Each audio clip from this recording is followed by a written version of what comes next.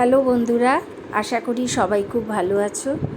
এসে গেছি আবারও একটা রেসিপি নিয়ে তোমাদের সামনে। অমলেট কারি, ডিমের অমলেট আমরা সবাই ভালোবাসি, আমরা কম বেশি সবাই খাই, বানাইও।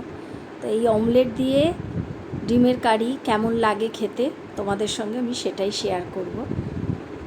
ডিমের স্বাদ একঘেয়ে করতে, একটু নতুনত্ব আনতে আমরা এইভাবে করতেই পারি। দেখো আমি একটা মশলা পেস্ট করে নিয়েছি কথা বলতে বলতেই।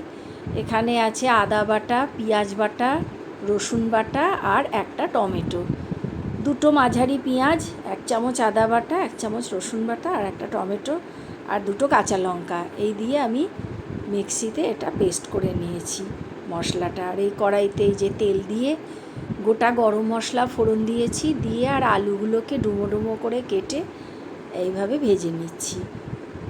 আলুগুলো একটু লাল লাল করে ভাজা হওয়া অবধি অপেক্ষা করব। এই যে আলুগুলো দেখো এইবারে আমার ভাজা হয়ে গেছে। একটা তেজপাতাটা দিয়ে দিলাম তেলের মধ্যে, আর এই পেস্ট করা মশলাটা এর মধ্যে দিয়ে দিলাম।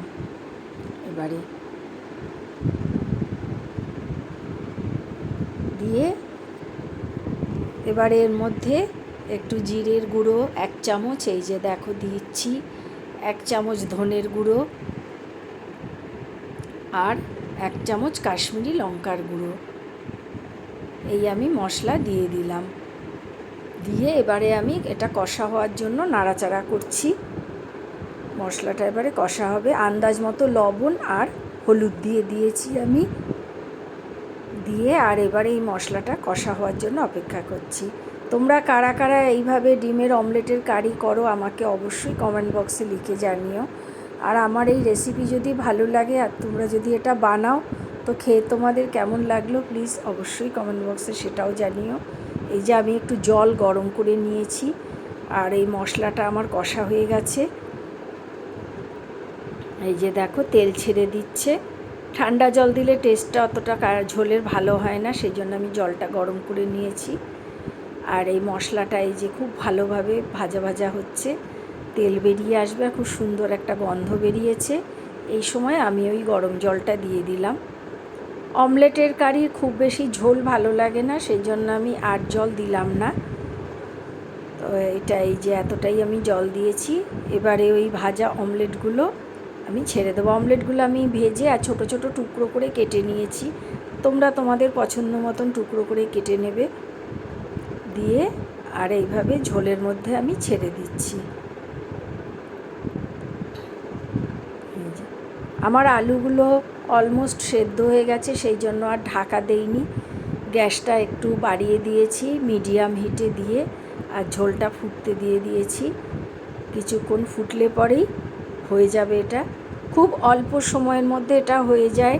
ডিম সেদ্ধ করতে বেশ খানিকটা সময় লাগে, সেই সময়টা বেঁচে যায় এবং বেশ স্বাদও বদল হয়, খেতে খুব ভালো হয়।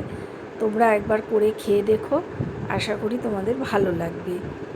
তো এই যে দেখো ঝোল ফুটছে, আলুগুলোও সেদ্ধ হয়ে গেছে, আমি এই যে চেক করে নিলাম।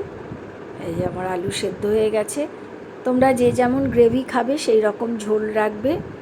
আর আমার এই রেসিপিটা ভালো লাগলে please please like, share and subscribe করে দিও। আমার পাশে তোমরা সবাই থেকো। তো দেখো এই যে ঝোলটা হয়ে গেছে, বেশ সুন্দর কালার এসে গেছে। আর মোটামুটি আমি এইভাবেই এতটাই ঝোল রাখলাম, কারণ এটা পরে আবার টেনে যাবে অমলেটে, তো ওই জন্য আমি এতটা গ্রেভি রাখলাম। গ্যাস বন্ধ করে দিয়েছি। তৈরি হয়ে গেল আমার আলু দিয়ে ডিমের অমলেট কারি। এই যে এবারে আমি এটা বাটিতে সার্ভ করে নেব, পরিবেশনের জন্য এটা রেডি হয়ে গেল। ভিডিওটা আজকে আমি এখানেই শেষ করছি। তোমরা সবাই খুব ভালো থেকো। টাটা।